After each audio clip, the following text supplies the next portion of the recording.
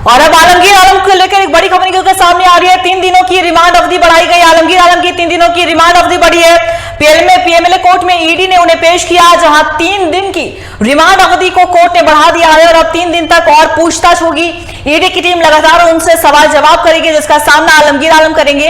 और बता दें आपको कि पहले की हम बात करें तो पहले भी ईडी ने 6 दिन की रिमांड ली थी और इसके बाद 5 दिनों की रिमांड दी गई थी ईडी को कोर्ट की ओर से, और अब 3 दिन की रिमांड अवधि बढ़ा दी गई है। 3 दिन तक लगातार अब ईडी के सवाल और जवाब देने पड़ेंगे। और आलमगीर आलम की बात कर ले तो उन्हें, और ऐसे में यह भी कहा जा रहा था कि वो आलमगीर आलम, पूर्व मंत्री आलमगीर आलम सहयोग नहीं कर रहे हैं जांच में और अपने खराब स्वास्थ्य का लगातार हवाला भी दे रहे हैं। लेकिन इसी बीच 3 दिनों की रिमांड अवधि को बढ़ा दिया गया है।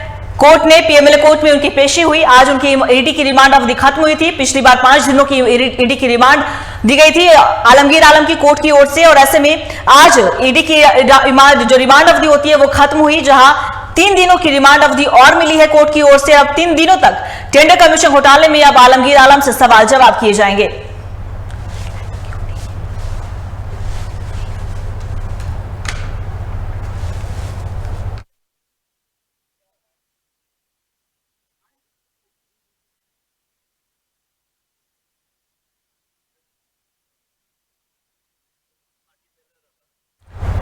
तो बता दें आपको कि आलमगीर आलम की 3 दिनों की रिमांड अवधि बढ़ा दी गई है। इसके पहले की बात कर ले हम तो उन्हें जब 2 बार पेश किया गया ईडी की ओर से कोर्ट में, तब उनकी रिमांड अवधि 6 दिन के लिए बढ़ाई गई थी। फिर इसके बाद 5 दिन की रिमांड अवधि बढ़ी थी, यानी कि 11 दिन तक उनसे लगातार ईडी की टीम सवाल जवाब करती रही। लेकिन अगर हम आज की बात करें तो 5 दिनों की जब ईडी की रिमांड अवधि समाप्त हुई तो इसके बाद आलमगीर आलम को एक बार फिर से पीएमएलए कोर्ट में पेश किया गया, जहां 3 दिनों की ईडी की रिमांड अवधि दे दी गई है कोर्ट की ओर से।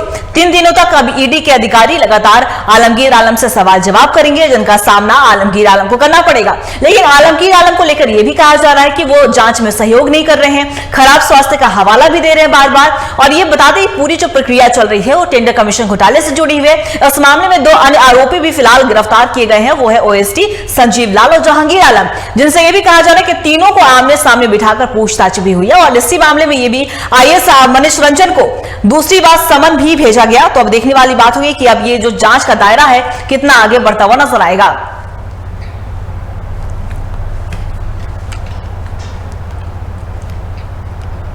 और इस खबर पे और भी ज्यादा जानकारी के लिए हमारे संवाददाता चित्रंजन हमारे साथ एक बार फिर से जुड़ चुके हैं। चित्रंजन, देखिए जो संभावनाएं थी कि ईडी रिमांड अवधि बढ़ाने की मांग कर सकती है वही हुआ। अब ईडी को 3 दिनों की रिमांड अवधि और मिली है, तो लगातार उनसे 3 दिन तक आलमगीर आलम और सवाल और जवाब का सामना करेंगे। चित्रंजन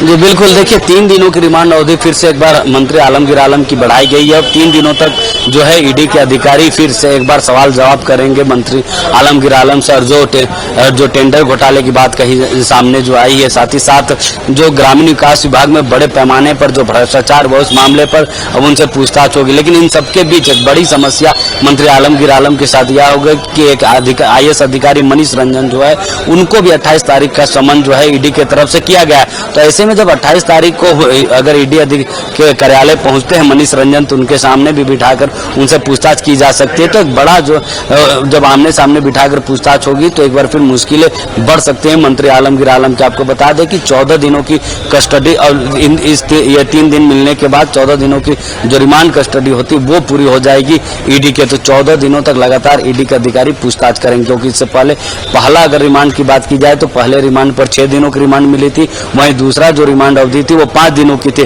तो 11 दिन पूरे हो गए थे। ऐसे में इसके बाद से फिर एक बार 3 दिन की रिमांड अवधि ईडी की बढ़ाई गई है ताकि वो पूछताछ अच्छे से कर सके। ऐसे में 14 दिन की रिमांड अवधि भी पूरी हो जाएगी। जी चित्रंजन, आपका बहुत बहुत शुक्रिया तमाम जानकारी के लिए। बने रहिएगा खबर पे, हम आपसे लगातार अपडेट लेते रहेंगे। तो बता दें आपको कि पूर्व मंत्री आलमगीर आलम की 3 दिनों की रिमांड अवधि बढ़ा दी गई है। इसके पहले की हम बात करें तो जब उन्हें 2 बार पीएमएलए कोर्ट में पेश किया गया, तो जहां पहली बार की बात करें तो 6 दिनों की ईडी की रिमांड उन्हें मिली थी।